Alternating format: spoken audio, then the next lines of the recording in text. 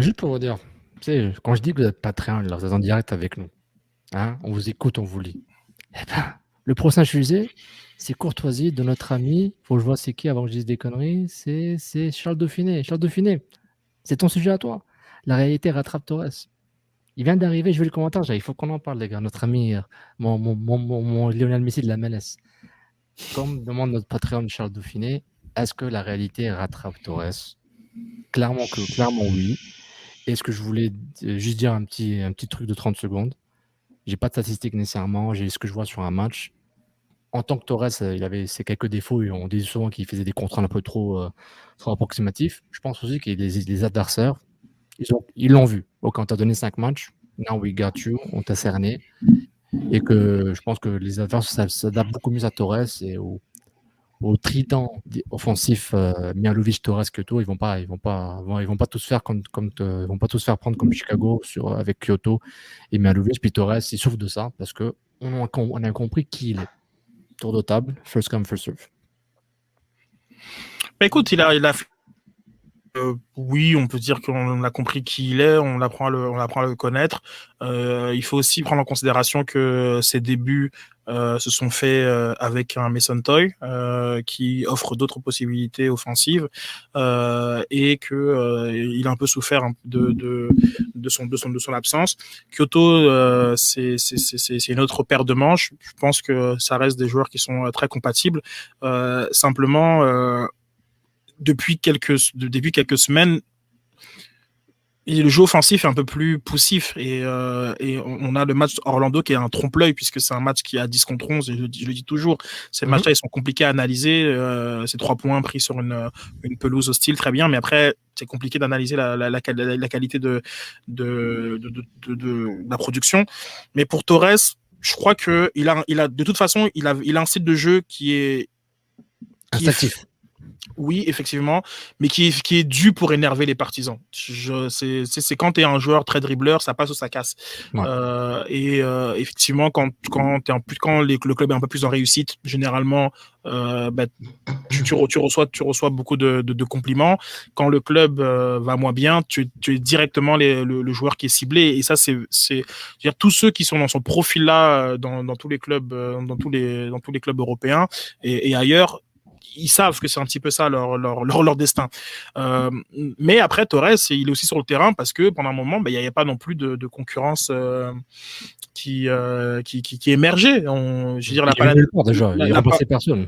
Il est juste arrivé, pouf. Allez. Exactement. Puis, je veux dire, la Palanen fait son retour et de toute façon n'est pas encore trop utilisé dans un autre rôle que celui de piston. Effectivement, il est rentré comme attaquant contre Halifax, mais puis après, à côté, t'as qui d'autre? On a Hamdi qui, lui, a plus été comme une espèce de doublure de Piette au milieu de terrain et qui a reculé d'un cran par rapport à ses premiers matchs où il était 8,5 si on peut dire. Puis là, c'est plus trop le cas. Donc, puis après, quand il réfléchit, comme je te parlais tantôt, la blessure de Toy, il n'y a pas non plus beaucoup de choses puisque Chouanière est performant relativement en piston. Il n'est pas considéré pour ce poste-là qui pourrait, je pense, jouer aussi. Et ça fait que, voilà, Torres, en attendant que Miljevic prenne du rythme, il s'est comme un petit peu installé et peut-être que oui, il aurait pu bénéficier effectivement d'une forme de rotation. Mais... Puis ça, je pense que tu le sais aussi, sérieux, je pense que quand tu es joueur et que tu vois au final, tu fais de bonnes performances, puis que tu vois à l'entraînement et que tu vois sur le banc qu'il n'y a vraiment personne qui peut prendre ta place, c'est sûr que tu drops, ton niveau d'exigence, il drop, c'est évident. Là. Il le regarde, le banc, il est comme... Ok, non, mais sérieux, même s'il joue pas bien, il se dit c'est mort, comme personne va prendre ma place. Puis ici, il a raison, il a fait une revue d'effectifs. Il y avait un manque de joueurs flagrant. À un moment, on attendait Kyoto qui revienne. Toy s'est blessé. Kyoto est revenu. Et quand Torres se dit ça, Reg, est-ce que c'est parce que Torres a quand même un profil unique? C'est le seul qui a ce profil-là quasiment. À part Milivojevic, je sais pas ce qu'il mange l'hiver pour le moment, mais Torres, il est vraiment unique. Hein. Dans son style, il est assez unique. Ok, mais bon, quand il réfléchit bien, ils sont pas tous uniques dans leur style. Non, non, mais dans le sens, il était tellement unique qu'il y a un avant, puis il y a un après Torres. Là. Genre, dès qu'il joue mal, Non, ça se voit direct. Là. non, j'ai compris ton point. Vraiment, je te juste Ok, tu joues avec les mots. Le style de jeu de Joaquin Torres est tellement spécifique que son rôle est très limité. C'est ça que Mais tu veux? Ça oui, paraît très non, mais limité. j'ai compris j'ai compris ton point. Mais par rapport à l'effectif, regarde, on va dire les 6 joueurs offensifs. Ils sont pas mal tous uniques. Oui, ils sont très Peut-être que tu pourrais dire que Ibrahim est une version moins polie d'un point de vue diamant Ouais. que Kyoto, à la rigueur. Pourquoi pas, Genre, oui. comme tu vois. Ouais. Mais sinon, tous les joueurs sont vraiment différents. Nancy cherche 3 attaquants, puis il s'en fout. Chacun a sa façon différente de mettre un but. Ok. Puis, Gas, il ne cherche Ok. pas un profil particulier. Ok, Il veut je 3 pose la gars qui question vont qui mettre tue. La question qui tue. Torres, il rentre pas là. Nancy, il m'écoute, il dit Torres, il faut qu'il rentre chez lui là. On passe, il m'écoute pas. Il m'écoute, puis Torres, il est sur le banc. Le Montréal, ils sont 10e là. Ils sont 11e dans l'Est. Ouais, je suis Par pas rapport à son sûr. impact, on voit l'impact qu'il a. C'est le déclic. Moi, je trouvais que. C'est le déclic de cette run qui fait que l'impact est dans le top 7. Ah, dans ce sens-là. Pour montrer un peu sa valeur et sa spécificité, qui peut être par rapport à sa nouveauté. On ne sait pas c'est qui, donc les adversaires, on va se débrouiller. Peut-être ce que tu dis, ça explique le fait aussi son absence totale d'implication offensive sur le terrain. Tu sais, il touchait à aucun ballon parce qu'il est zéro disponible. Ouais. Avant, il touchait à beaucoup de ballons. Moi, j'aime mieux un Torres qui énerve. Ça veut dire qu'il a tellement touché de ballons, il a perdu, il a pris des mauvaises décisions. Moi, il ne m'a pas énervé parce que je ne l'ai pas vu. Il a zéro été. Il n'a pas pu énerver ni l'équipe adverse, ni le partisan. Zéro disponibilité. Il était jamais pas. Les défenseurs étaient toujours pris pour faire des sorties sur les côtés parce que une fois que Mihailovic était marqué, les autres n'étaient pas disponibles. Et moi, c'est ça que je trouve que ce que tu as dit, Reg, tantôt, ça explique peut-être aussi le fait que lui, il regarde autour de lui puis il fait bof. Finalement, moi, je suis un attaquant, tu sais. Fait que je vais attendre que le ballon se rende à moi. Je vais être un doublon, un binôme avec Kyoto au lieu d'être au service de Kyoto. Au début, il était beaucoup plus au service, là, tellement qu'il venait prendre un peu peut-être le rôle de Mihailovic. Et là, on le voit juste dans le dernier tiers si le ballon se rend là. Ça, c'est un problème. Ça devient un problème parce que cette équipe-là n'a pas assez de créativité sur 7-8 joueurs pour se permettre que tu as 2 gars qui traînent en avant. C'est impossible. Après, c'est très dépendant de. Je veux dire, c'est un secret pour personne. Cette équipe est très dépendante de Mihailovic. Si Mihailovic, il est dans un match bof, c'est lui qui doit trouver les solutions. Torres, dans son style un peu hybride, un peu atypique, apportait quelque chose de différent aussi par ses courses, son envie d'aller toujours vers l'avant, de dribbler. Mais là, il surutilise ça. À mon avis, il est brûlé.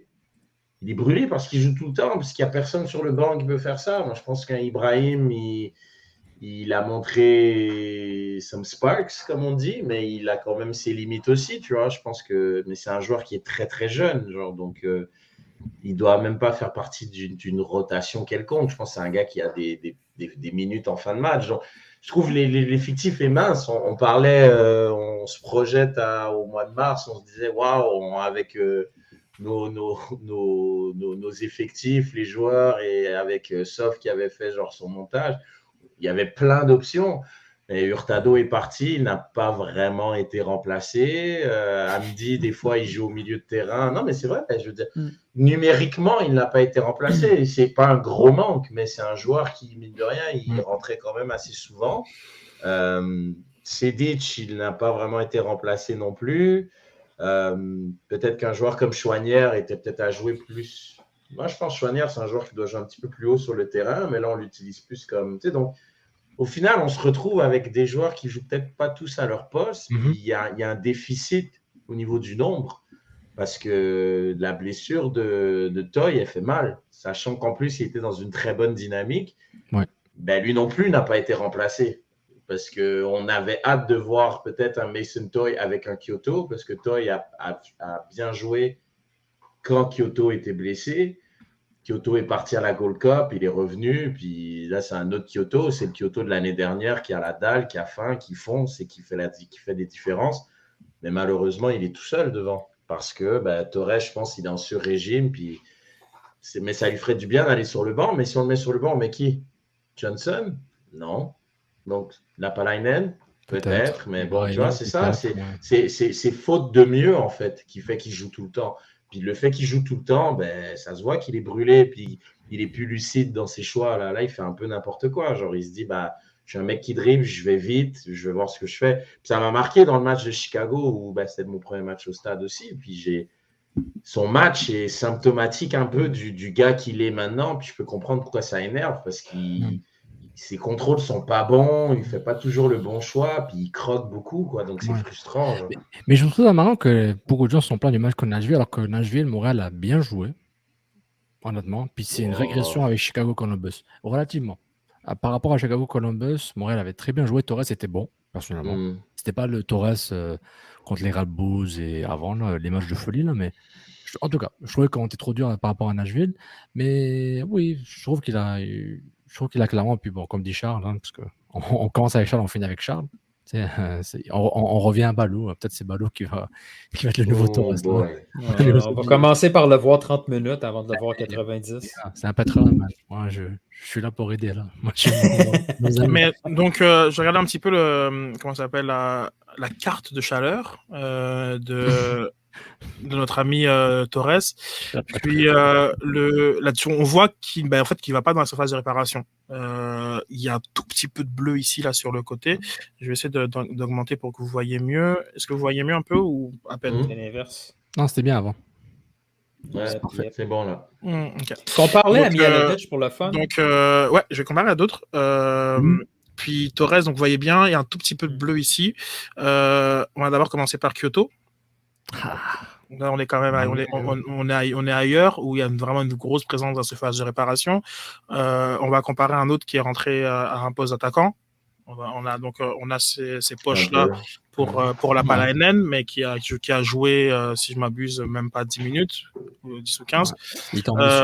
Puis Ibrahim, qui a une poche qui est un peu plus avancée ici que celle de Torres. Donc déjà, on voit que l'une des sources de son problème, c'est sa capacité à arriver à toucher des ballons dans la surface de réparation. Et pour répondre à Nilton, ça c'est la carte de Mihailovic, qui a aussi cette poche-là dans la surface de réparation, un tout petit peu ici, mais c'est pas trop présent. Et puis là, il est quand même très présent à l'entrée.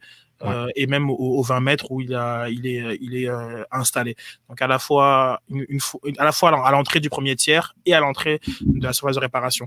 Donc c'est ça peut-être un des problèmes chez Torres en ce moment, sachant que c'est très très pâle. Quand on voit Mihailovic et Torres qui ont à peu près le même rôle de chaque côté. Ouais, non, vraiment. Donc, on a du côté de Torres, juste 3 dribbles tentés, 1 réussi, c'est très peu du côté de Torres. Puis c'est pour ça que ça va dans le sens de ce que dit Nilton. En fait, on l'a pas vu. Un dribble réussi, 3 tentés, c'est trop peu à l'échelle d'un match pour un joueur comme ça. Il a perdu 8 ballons et la dernière stat qu'il c'est 19 ballons touchés. 19 ballons touchés. Voilà, c'est ça que je voulais dire. 19. Chercher le mot touches. 19 ballons, ouais, c'est pas assez. Du côté de Torres. Puis non, ça a corrigé, c'est sûr. Non, très bonne tendance. Puis merci beaucoup à Charles Dauphiné pour le sujet. On apprécie beaucoup. On the fly, parce que my friend. Une petite pause publicitaire avec notre partenaire La Forge du Mal, puis on revient pour le reste.